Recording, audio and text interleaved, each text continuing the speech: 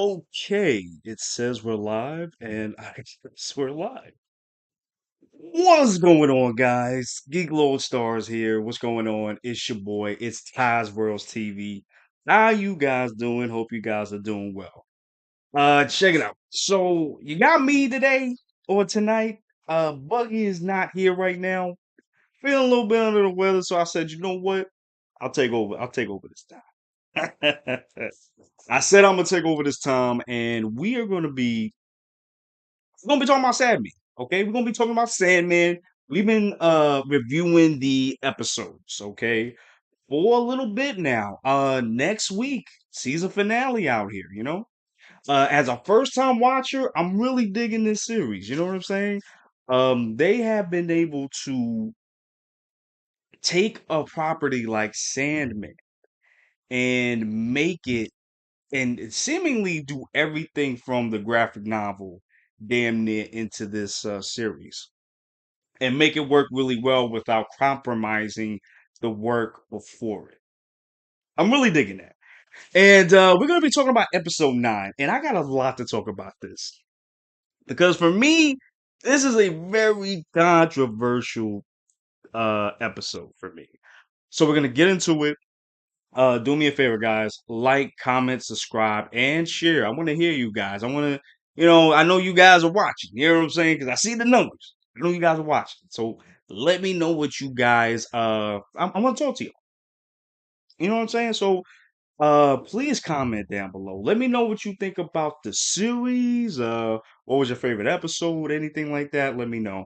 Especially for this episode. Let me know what you thought about this episode too. Okay.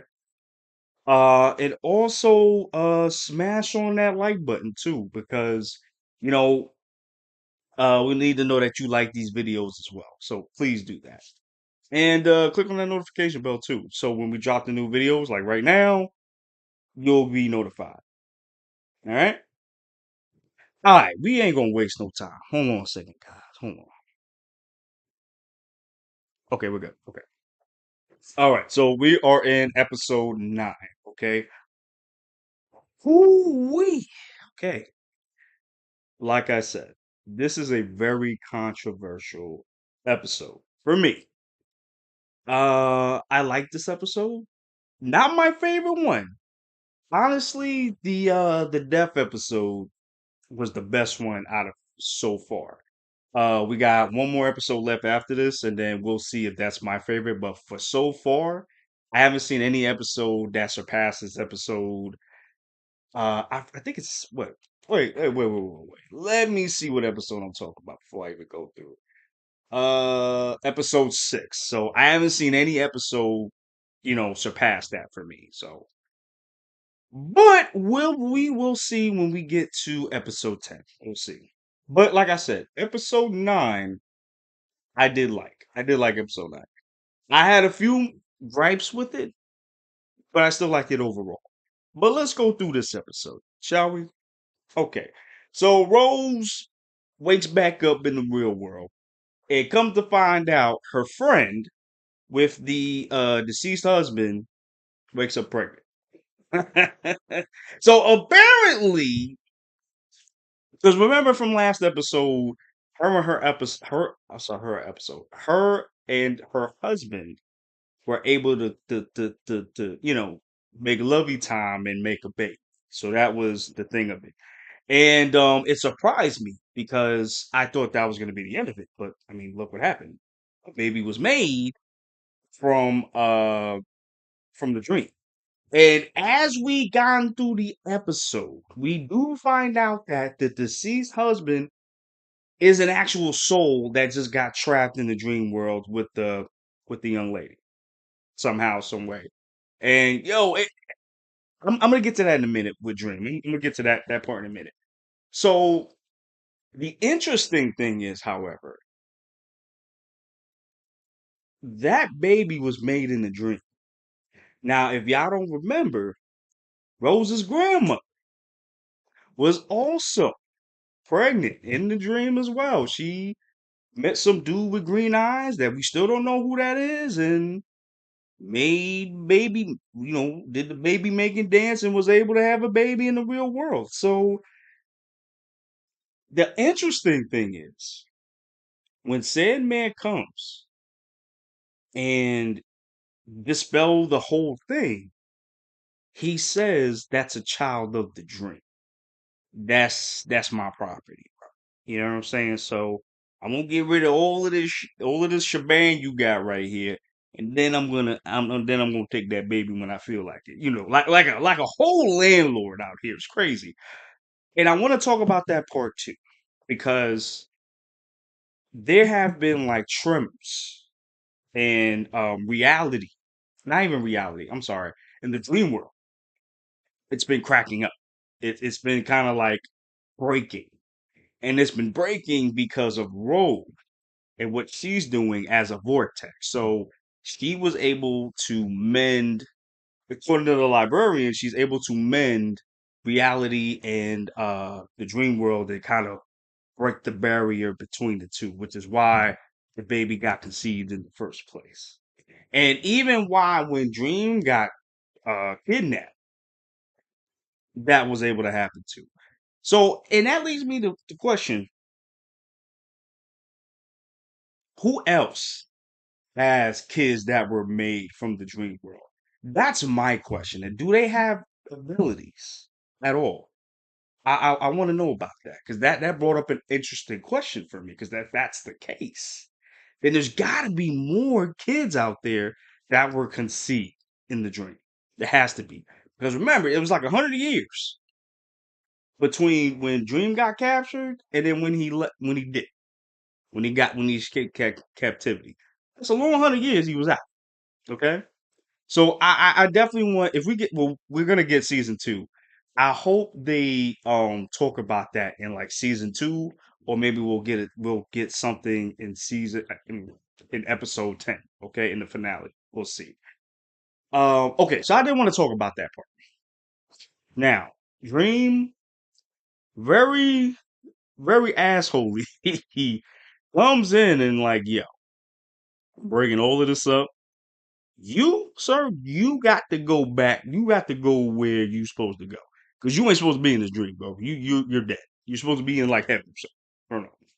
So Dream gets rid of um the husband and then tells the young lady, hey, you that's my property. Because you made that baby in the dream world. So that's my baby. So when I feel like it, I'm gonna take that baby with me. Or I'm gonna take that baby. And Rose is like, you ain't gonna do a goddamn thing. Okay, you're done. Get out my face. It's over. We're done. Now I'm telling you, I'm gonna come back and I'm gonna beat your butt if you come near this woman again. Now, I'm not gonna hold you, even though Dream did it in a dickish way.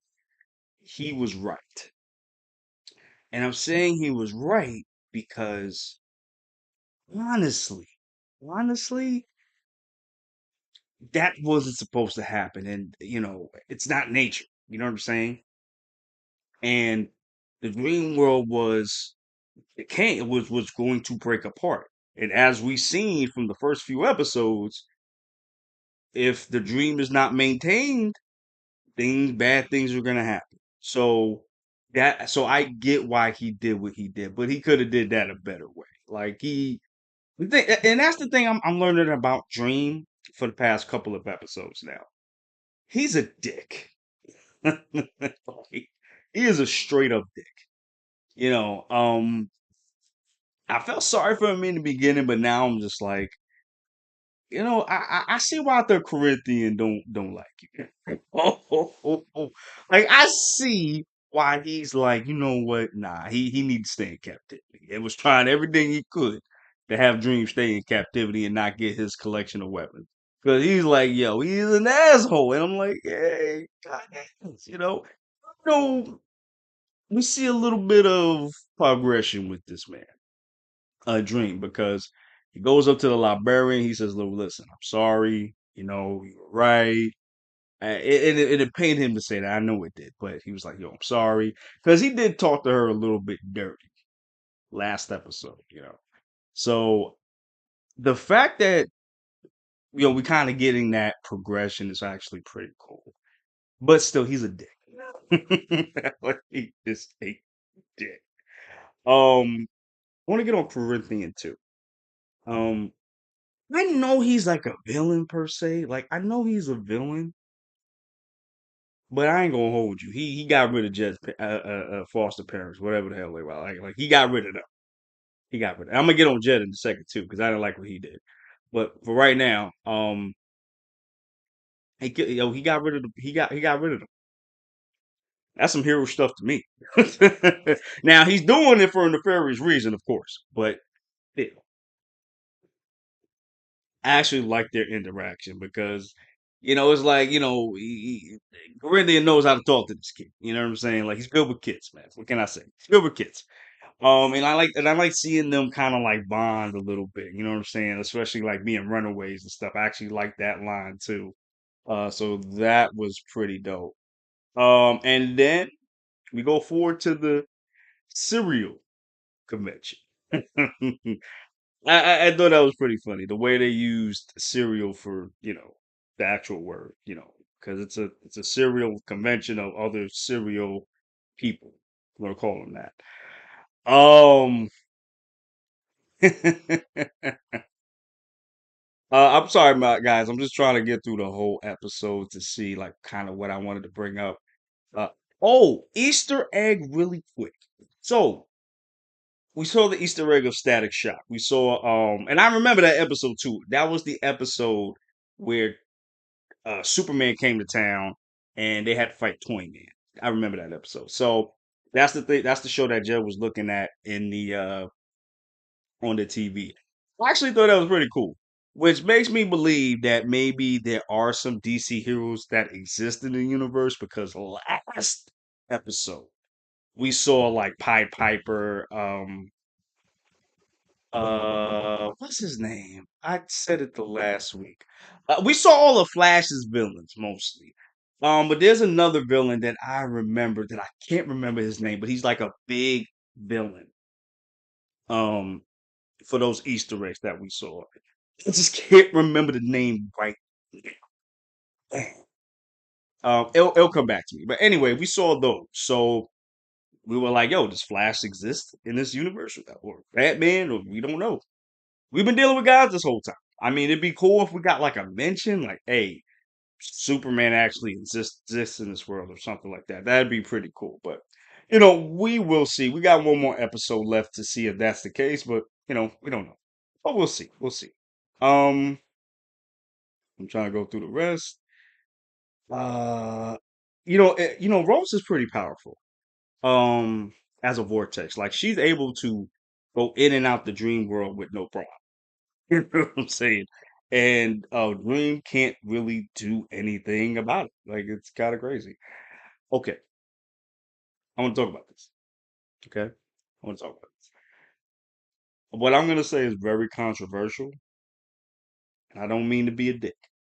Okay. Uh, I can understand why they locked up Jet in that basement. Okay, this kid don't listen for nothing. So the Corinthian tells this kid, "Hey, stay in the room. You can order whatever you want. You can watch whatever TV you want. Cool. You have a good time. Wait for your sister to get here. I just need you to just stay in here. Don't go nowhere. You know what I'm saying? Don't go nowhere. Don't open the door unless it's me." Now, I know he didn't. I know Jed did not know about the whole cereal convention. I know it. However, he got that little dumb smirk on his face, takes off the damn robe because he had the clothes under there, and waits for this dude to leave so he can just follow him, see where he going. Dude, what are you doing? What are you doing? That's why he was almost about to be a snack and Lord knows what else to that big dude. Okay, I ain't gonna call him whatever, but we're gonna call him big dude. He could have that could have been it for him. He was taking him to the hotel and about to have a good time. I'm like, yo, this is why you should have sat in there. Shut up. This is why, and this is why they probably locked you in there because you don't listen. And I don't know. It's just I don't know. It's just kind of annoying. I understand you got to do things to kind of like stall the plot for right now to make sure the other characters catch up, like Rose and oh, I forgot the dude's name, but we find out his identity a little bit later. But I know you're trying to stall for time so the characters could catch up or whatever. But it just gets annoying that it's always the kid that always messes up stuff. Like there are some obedient kids out here. You know what I'm saying? It's just when you do the little rascal thing, it's just annoying, you know? Like I don't know. It's just I don't know if it's just because I'm older. I don't know what it is, but it's just like I'm starting to hate kids in the movies now. Like I'm starting to hate them now because it's just like, bro, you deliberately did this just to be an idiot. You know what I'm saying? Like, is this what it like to have kids? Like, I don't know. I don't have kids, so I don't know. But it's just like, no, you don't listen. You don't listen. Told you not to do that. Now look what happened. Yeah, listen. Some kids don't listen. It is what it is. They're kids. You're not supposed to listen. But in that particular situation, which again, I know. He did not know they were real serial people. I know that. But still, what are you doing? You know? So yeah, that's one of my only gripes with this episode. But again, move the plot forward, and then we find out that the gentleman, the 1950 gentleman that acts like it, we find out that he is one of the avatars for the dream, for the dream world. So we met one last episode, and then the young black lady who shapeshift as Jed's mom because she was hiding from the dream. And then now we found the other one.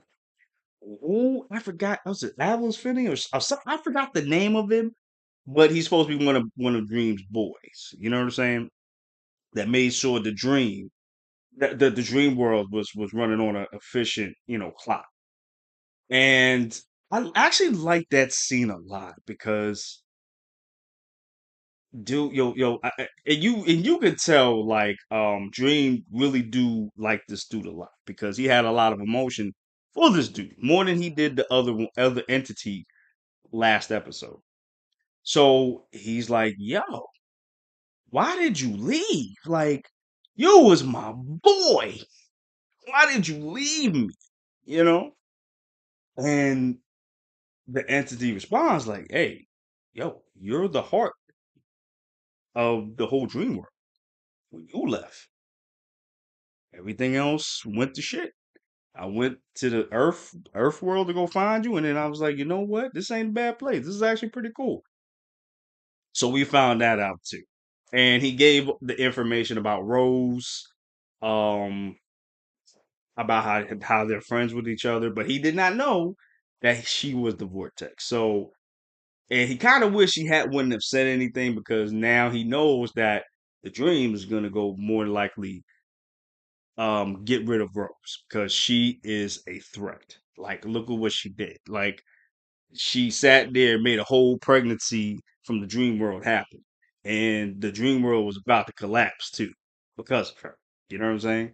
So again, I get where Dream is coming from, but he's still a dick. You know what I mean? I'm trying to think about what else. Um so we got the Corinthian dealing with who was his name? The Boogeyman? I think that was his name. Um I didn't get that subplot at all. Maybe I missed something from the other episodes. I wasn't sure about that. But I know one thing though. The Boogeyman got jumped by the Corinthian and his flunkies. And they all just went stabbing, like all three. Oh, they were stabbing the crap out of this dude. And Jed actually sees this. He's like, "Yo, I thought you was my boy. You a whole serial person out here. I got to go." So, with that said, the Corinthian actually gets rid of the big dude. because he was trying to get rid of he was trying to take Jed away from Rose, which they finally met up. They finally reunited. And it's crazy because now they got this big serial dude after him, who now is gone because of the Corinthian. So now the Corinthian has both Rose and Jed. He has the vortex now. So I don't know what he's gonna do now. I have no idea what he's gonna do with both of them. Because he really only needs Rose. And Jed was like the dangling key. You know what I'm saying? To get Rose to come to him. So that worked out. His plan succeeded, and now it's like, what's gonna happen? Oh, yes, I did have another. I didn't have another. Why were there so many black people at this convention? Like, why was there so many black people here? Like this, and I'm not being racist, but it's just like, bro, black people would do this. I mean, sure, you got listen, every apple falls from the bunch, sure. But ain't no way you got that many black people at that convention. Like you might see one or two. That's it. I was surprised. I saw like 10 black people in this damn episode. Like it is insane. I'm like, listen, I get you want to do the whole diversity thing. That's cool. But ain't no way in the world you're gonna have that many black people at a cereal convention. This is not happening. 'Cause we don't do that. We don't. We're guilty of a lot of other shit. Don't get me wrong, but we ain't no serial people.